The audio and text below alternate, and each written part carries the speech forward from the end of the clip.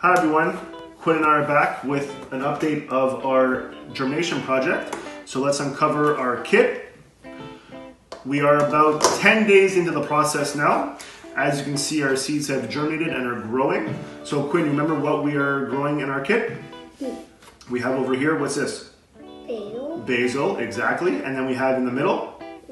Lettuce. And the last one over here is kale. Perfect. So in our kit, we have basil, lettuce, and kale, all germinating. You can see we have a couple duds here, but that's okay. It's part of the process.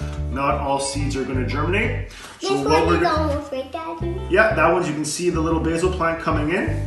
So what we're going to do is we're going to keep our kit uncovered. We're going to put it back on the windowsill, and we're going to let the sunlight hit it for about 10 to 12 hours a day. We're going to put the stool. That's okay.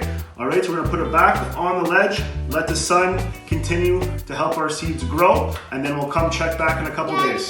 The little one is here. The little one's there, and when we check back, it's gonna grow nice and big. Have a great day, everybody.